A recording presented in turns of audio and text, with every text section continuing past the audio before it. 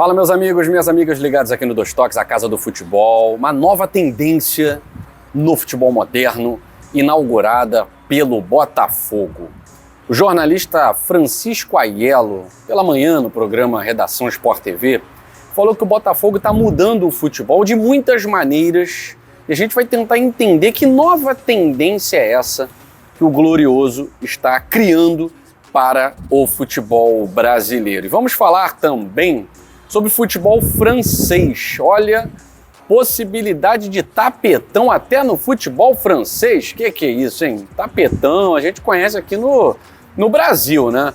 Mas o Toulouse tá querendo pegar os pontinhos do Lyon por causa da escalação do Almada. Gente, que rolo, hein? Será que pode dar ruim pro Lyon isso? Aí o torcedor do Botafogo já pensa, será que o Almada volta pro Botafogo? Enfim, muita coisa pra gente falar nessa edição do Dois Toques, mas depois da vinheta. Agradecer demais, somos mais de 38 mil inscritos aqui no Dois Toques, graças à moral que vocês dão diariamente pra nós, hein? Amanhã vai ter um conteúdo muito especial sobre a CPI de manipulação de resultados. Conversamos com o senador Carlos Portinho, vou trazer informações, e o próprio senador Carlos Portinho vai participar de um podcast com a gente aqui no Dois Toques esse ano em 2025. Vamos trazer muitas novidades aqui para o nosso canal, tá certo? Mas vai ficar para amanhã. Hoje a gente vai falar de uma nova tendência no futebol brasileiro. O jornalista Francisco Aiello levantou uma hipótese, que eu nem acho que seja uma hipótese, acho que tá caminhando para um fato mesmo, né? Ele disse o seguinte, o futebol ele muda demais a cada minuto, a cada segundo, e a gente tem que estar muito ligado nessas transformações, né? Até a questão da idolatria, até a questão dos personagens principais, tudo isso tem mudado. Dos anos 90 para trás, os grandes personagens do futebol eram jogadores.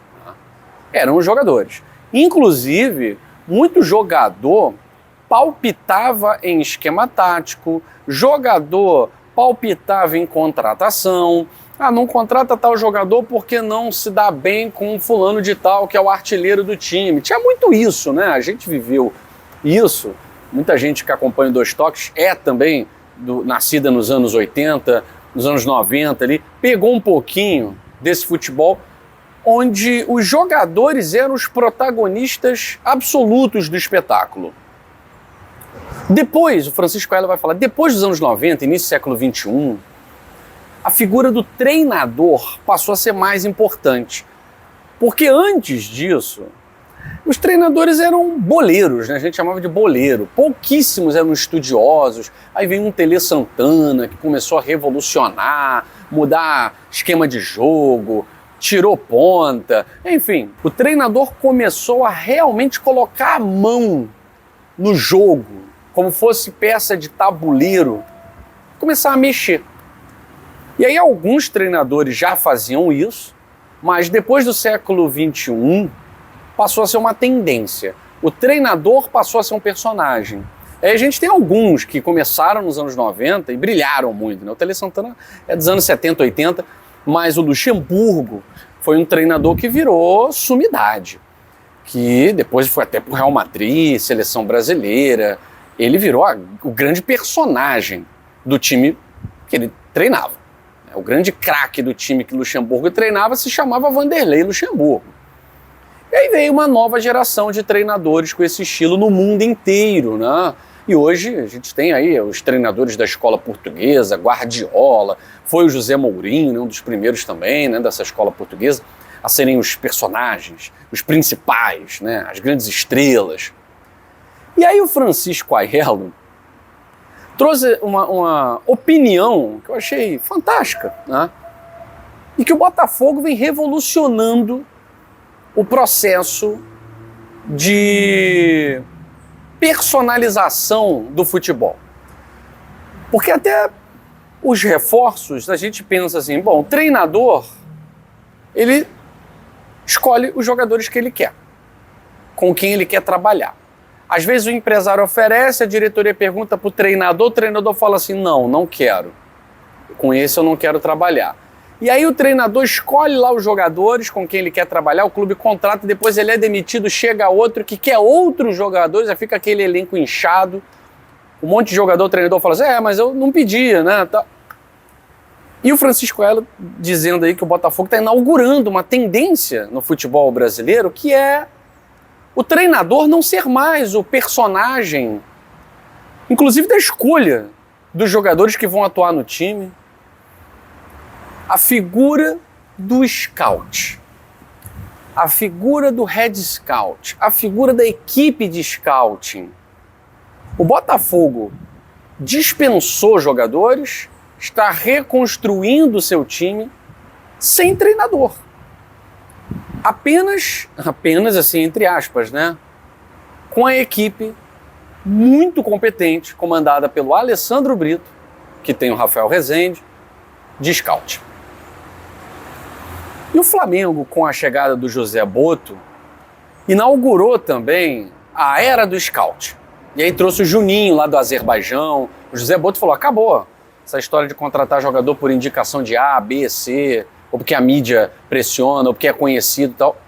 Inaugura-se no Flamengo a era do scout. Agora todo mundo só fala em scout. E essa inovação de remontar um elenco sem o treinador dizer eu quero esse, eu quero aquele. O Arthur Jorge pegou um Botafogo montado. O Almada já era desejo antigo do scout. O Igor Jesus, desejo antigo do scout. Não tinha nada a ver com desejos do Arthur Jorge. Então, eu concordo com o Francisco Aiello. Acho que o Botafogo está inaugurando a era da inteligência no futebol brasileiro, né? Ainda alguns jornalistas mais conservadores, não que ser conservador seja ruim, tem nada a ver, não tem nada a ver com conservadorismo político, né? Ideológico e tal. É ser conservador no esporte. É fechar os olhos e tapar os ouvidos para as modernizações necessárias. Tem muito jornalista que zoa, que brinca com inteligência artificial, ou seja, não sabe absolutamente nada de como funciona mapeamento global de jogador. E o Botafogo, de certa forma, não inaugurou no Brasil, não. Mas ele revoluciona a cada ano mapeamento de atletas e reconstrução de elenco. Afinal de contas, o Botafogo quebrou, fechou um ciclo de jogadores que vieram em 2022 e está iniciando um novo ciclo com jogadores contratados em 2024 e os que vão chegar em 2025. Pois é uma nova tendência. Gostei do que o Francisco Aiello falou. Agora vamos falar de campeonato francês. Thiago Almada foi inscrito, foi apresentado pelo Olympique Lyon. Esteve no banco, no empate diante do Toulouse nessa última rodada. E aí o Toulouse está entrando com um pedido para que se analise, porque o Lyon está fraudando a punição do DNCG, que é o departamento lá de controle de gestão, que proibiu o Lyon de inscrever jogadores, né? Mas como o Almada veio de um clube que faz parte da rede multiclubes e não há nenhuma proibição nas regras do DNCG de jogadores da mesma rede, né? No caso aí foi um empréstimo que o Botafogo fez ao Thiago Almada, mas a gente sabe aqui que com a rede multiclubes muita coisa vai ter que ser reescrita. Muita regra de transferência, de empréstimo, vai ter que ser revista, né? Porque a rede multiclubes está exatamente no limbo. Ninguém sabe exatamente como agir, se entra no artigo de proibição, se é uma contratação, é uma transferência comum de um clube para o outro. Enfim, o Toulouse, malandro, já vai tentar instaurar o esquema tapetão lá no campeonato francês. Ele está querendo os pontos da partida, já que o Lyon não obedeceu à punição estabelecida pela diretoria de gestão do controle de futebol francês com a inscrição do Almada, e o Almada foi relacionado para o jogo, estava no banco de reservas nessa partida contra o Toulouse. Bom, Guilherme, o que você acha que vai acontecer? O John Textor, da mesma forma que comprou briga aqui no futebol brasileiro, mas também ganhou aliados, ele comprou uma briga muito séria no futebol francês, criticando inclusive presidente de federação, chamou de cachorrinho de PSG.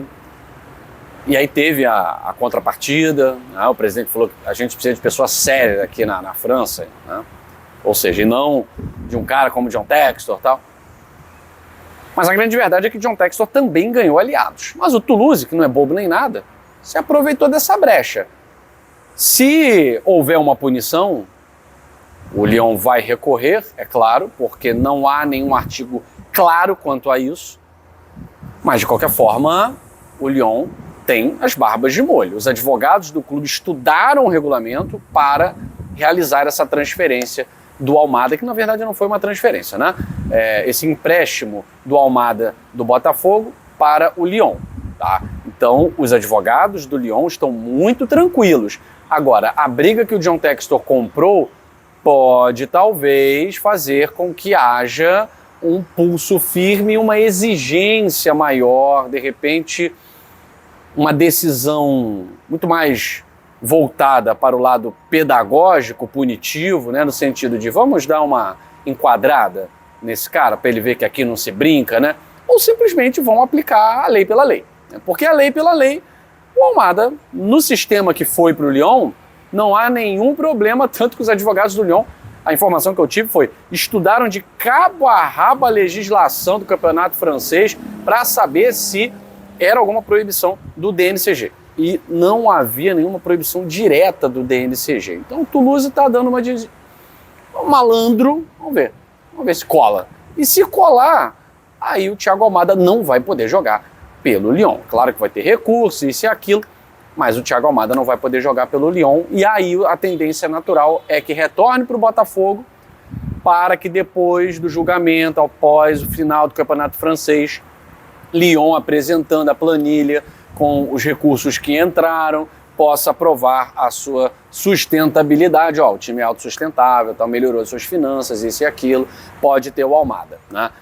Mas enfim, eu não acredito que haja a punição para o Lyon.